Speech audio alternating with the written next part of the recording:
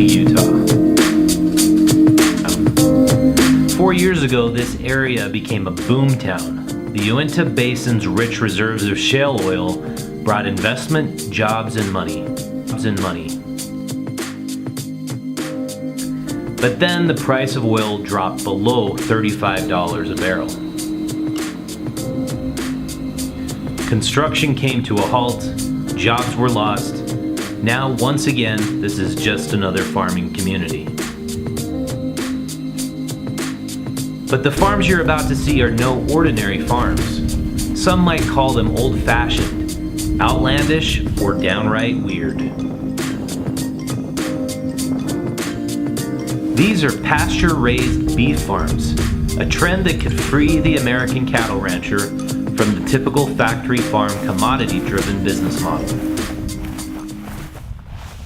So our question for this episode is, why did a fourth-generation ranching family decide to adopt pasture-raised beef? Came to Canyon Meadows Ranch to find out why. Kavera Corporation? It's the Kavera Coalition.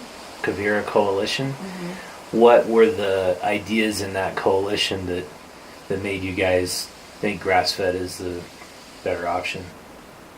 The founder of it was a Sierra Club member, and he kind of got tired of fighting about everything and tried to put a coalition together where environmentalists and farmers and ranchers would work together to actually accomplish things on the land that were kind of those environmental types of goals. And so I went to some of those, and then when Deborah was needing to do an internship, I kind of mentioned she should look at them. And so that's how that all evolved, and I got more and more interested in the programs that they were doing. And of course, when she did the internship and later was employed by them, we learned a lot of good things. And grass-fed is one of the things that I've sort of kind of always wanted to do, but that helped coalesce things together. Basic premise from that is that cattle can improve rangeland, right? Oh, definitely.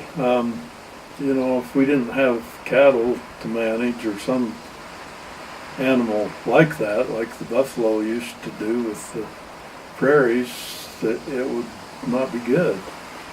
And cattle are currently a good alternative to use on rangelands and grasslands, and it keeps the carbon cycle going, and taking the carbon and putting it into the soil. If you didn't have something grazing, it would just kind of stop that cycle. Perfect storm is bearing down upon us. Allan Savory is a leading scientist using livestock to improve desert rangelands in Africa. This site was bare and eroding for over 30 years, regardless of what rain we got. Okay? Watch the marked tree and see the change as we use livestock to mimic nature. This was another site where it had been bare and eroding, and at the base of the marked small tree, we had lost over 30 centimeters of soil. Okay?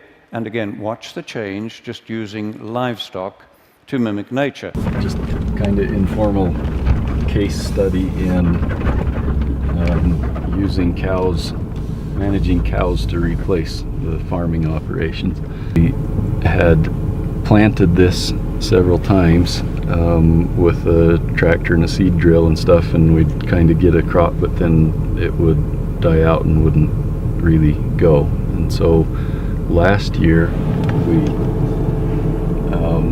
just fed cows in this area, and we fed them some hay, some grass hay that had been cut and baled when the seed heads were mature, and we just kind of fed it in strips progressively across the field. And then spread a variety of clover seeds just with one of those hand spreaders as the cows were grazing. And after about 3 failed attempts at planting it the traditional way with the tractor, we got a successful seeding with by using cows. This is what that little piece used to look like. Wow, really? Yes. That's a huge contrast. And this is what it looks like now. Lush, boy. Well, that's what rotational grazing does for you. And you got so many species of And as you go, grass in there. It improves every year too. This film is sponsored in part by IFA, serving Utah farmers since 1923.